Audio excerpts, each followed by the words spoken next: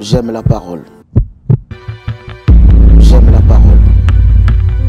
Shalom peuple de Dieu, que Dieu vous bénisse. Nous voici dans notre émission J'aime la parole. Nous allons prier. Seigneur, merci pour ce moment. Saint-Esprit, aide-nous. Au nom de Jésus, j'ai ainsi prié. Amen.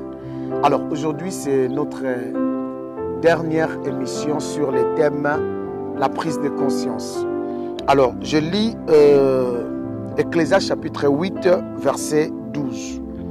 La Bible dit, Ecclésiaste chapitre 8, verset 8. La Bible dit, l'homme n'est pas le maître de son souffle pour pouvoir les retenir. Et il n'a aucune puissance sur le séjour de la mort. Il n'y a point de délivrance dans ce combat et la méchanceté ne saurait sauver les méchants. Alors, bien-aimés, nous sommes en train de parler sur la prise de conscience. Et aujourd'hui, j'aimerais parler sur la prise de conscience, mais dans le domaine de la mort. J'aimerais que chacun de nous puisse prendre conscience de la mort, de ce qu'on appelle la mort. La mort, bien-aimé dans le Seigneur, c'est quelque chose, bien-aimé dans le Seigneur, qui va arriver à tout le monde. Ça va arriver aux païens, aux chrétiens, aux grands hommes de Dieu, ça va arriver aux ministres, aux rois, aux présidents, comme nous le voyons toujours. Aux riches, aux pauvres. Il n'y a aucune personne bien-aimée dans le Seigneur qui peut résister contre la mort. C'est pourquoi la Bible dit, l'homme n'est pas le maître de son souffle pour pouvoir les retenir. Si cela était ainsi, les riches, bien-aimés dans le Seigneur, eux ne verront pas la mort parce qu'ils ont le pouvoir, ils ont l'autorité, ils ont l'argent, ils ont beaucoup de choses. Mais la Bible dit, l'homme n'est pas le maître de son souffle pour pouvoir les retenir. Vous savez, la cause de la mort, quand Dieu a créé l'homme, vous le savez tous, c'est le péché. Mais la deuxième chose, moi je dis toujours, que la cause de la mort, bien-aimé dans le Seigneur, c'est la vie. Toute chose, bien-aimé dans le Seigneur, ou tout homme qui est né, qui vient dans la vie, bien-aimé, va mourir. Même les arbres, il y a des arbres qui vivent 400 ans, comme les baobabs. Bien-aimé, l'arbre de baobab, bien-aimé dans le Seigneur, de plantes, tout, bien-aimé, tous ceux qui vivent à une fin. C'est-à-dire, nous devons prendre conscience qu'un jour nous allons mourir. Et la Bible dit, dans ce combat, il n'y a pas de délivrance. Il n'y a point de délivrance. Le combat dont la Bible parle ici, c'est le combat de la mort. Le combat de la mort, il n'y a pas de délivrance. Tu seras toujours KO. Et elle te mettra toujours KO. Elle nous mettra tous KO. La mort, bien-aimée. Même si tu as ces dons de la longévité, mais un jour tu partiras. Même dans la vieillesse, tu partiras.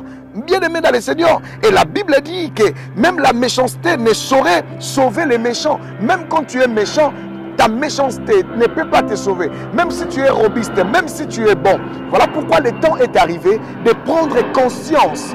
Un jour, nous allons mourir. Si vous rentrez dans les textes que nous sommes habitués déjà avec, de Luc chapitre 15, là, nous sommes en train de voir un jeune homme qui, la Bible dit, étant rentré en lui-même, verset 17, chapitre 15 de Luc, la Bible dit, étant rentré en lui-même.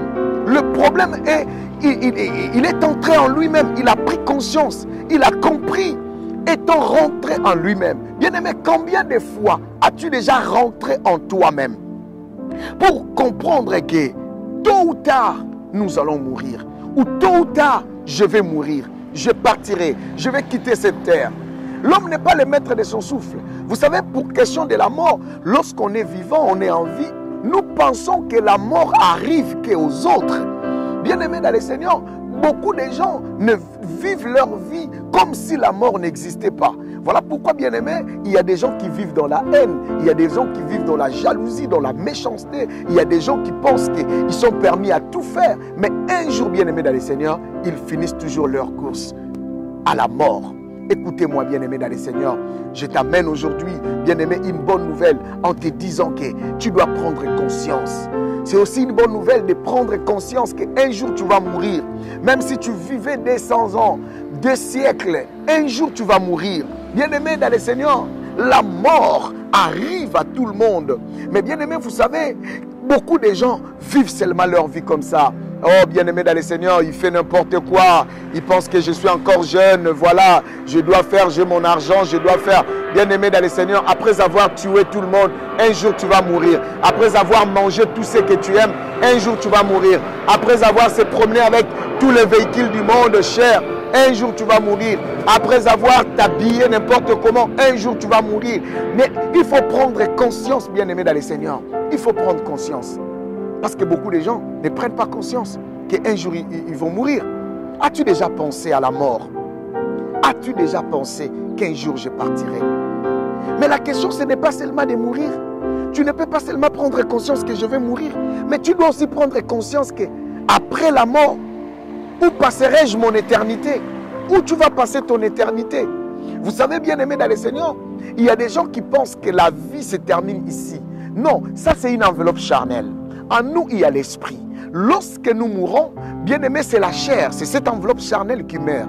Mais notre esprit continue à vivre. Maintenant, où passeras-tu ton éternité? Ton esprit va passer son éternité où?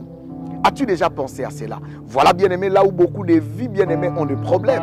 Parce que beaucoup pensent que la vie va continuer, il va manger, il va tout faire, mais il ne mourra pas. Non, bien-aimés, même les arbres qui vivent longtemps, aussi longtemps, meurent toujours. As-tu déjà pensé à la vie?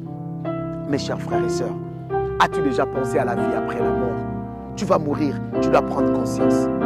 Je vais mourir, je prends tout le temps conscience. Quel héritage tu vas laisser? Tu vas laisser la haine, tu vas laisser la jalousie, tu vas laisser la division, tu vas tout laisser. Mais qu'est-ce que tu vas faire après cette vie? Écoutez, bien-aimés dans le Seigneur, après la mort, il faut assurer la vie. La vie est assurée comment? Vous savez, sur cette terre, nous assurons tout. Ma tablette est assurée, ton téléphone est assuré, ma maison est assurée, ton véhicule est assuré, l'école des enfants, bien-aimés dans le Seigneur, est assurée. Tu assures tout. Tu assures, il y a même des gens qui ont des assurances vie. Ce n'est pas mauvais. Mais cette assurance, bien-aimé dans le Seigneur, assure que ta vie sur la terre. Mais après la mort, où passeras-tu ton éternité? Et je te présente une meilleure assurance après la vie. Bien-aimé, après cette vie, c'est Jésus-Christ. C'est lui l'assurance, bien-aimé dans le Seigneur. As-tu déjà donné ta vie à Jésus? Si tu as déjà donné ta vie à Jésus, gloire à Dieu parce que ta vie est assurée. Parce que même après la mort, tu vas continuer à vivre. Mais si tu t'es dit, je dois marcher dans le péché, je dois faire tout ce que je veux, comme si la vie était, bien-aimé dans le Seigneur, était un jeu. Non, bien-aimé, est-ce que ta vie est assurée? Afin que, après la mort, que tu puisses dire que oui, ma vie est assurée. Oui, j'ai l'assurance. Lorsqu'on parle de l'assurance, bien-aimé dans le Seigneur, c'est de l'assurance dont nous parlons de la vie après la mort. Et ceux qui sont assurés, ils bénéficieront de ce qu'on appelle le paradis. Parce que la Bible dit, les morts en Christ ressusciteront. Cela veut dire, seulement les morts en Christ qui vont ressusciter. C'est que leur vie est assurée. Est-ce que ta vie est assurée, mon frère? Oui, ta maison est assurée, tu me le diras. Oui, ton véhicule est assuré. Oui, ta vie semble être assurée. Tu as même l'assurance vie, mais cette assurance vie, c'est juste une assurance de cette vie. Mais je vais te le dire, bien-aimé, aujourd'hui, que si ta vie n'est pas assurée en Jésus, ta vie n'est pas assurée en Dieu, sache qu'après la mort, ton esprit ira souffrir. Je ne parle pas pour te faire peur, mais je te parle parce que Dieu t'aime. Et c'est le moment d'abandonner la vie, le monde et de suivre Jésus-Christ. Parce que c'est lui notre assurance. Tu peux tout assurer, mais si tu perdais ta vie, si tu perdais ton âme, si tu perdais ta destinée, si tu perdais toutes choses, bien-aimé, c'est pourquoi la Bible dit, ça ne sert à rien à un homme de gagner le monde et de perdre sa vie. La Bible dit, cet enfant étant rentré en lui-même, il s'est dit, là, étant rentré en lui-même, est-ce qu'aujourd'hui tu peux rentrer en toi-même? Tu peux rentrer en toi-même pour comprendre qu'un jour je vais mourir, pour comprendre qu'un jour je partirai. Mais le problème, bien-aimé dans le Seigneur, la mort ne parle pas, la mort n'attend pas.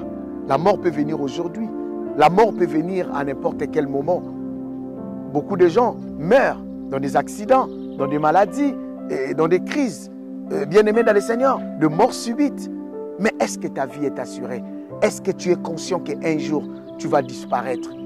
J'aime quand les Français disent qu'il y a la disparition de telles personnes. Bien-aimé, tu vas disparaître sur cette terre. Mais est-ce que ta vie est réellement assurée? Que Dieu te bénisse, bien-aimé. Cherche à assurer ta vie et prendre conscience de la mort. Qu'un jour, la mort viendra. La Bible dit, l'homme n'est pas le maître de son souffle pour pouvoir le retenir. Je vais prier pour toi. Seigneur, aide mon frère et ma soeur. Seigneur, qui n'a jamais pris conscience de la mort. Mais aide aussi nous tous à prendre conscience qu'un jour nous allons mourir, mais où nous allons passer notre éternité. Seigneur Jésus, aide-nous et donne-nous la force. Au nom de Jésus-Christ, bénis chacun de nous qui nous a suivis. Dans le nom de Jésus, j'ai ainsi prié. Amen. Bien-aimés, à la prochaine émission, nous allons commencer un autre sujet. Que Dieu vous bénisse. Au revoir.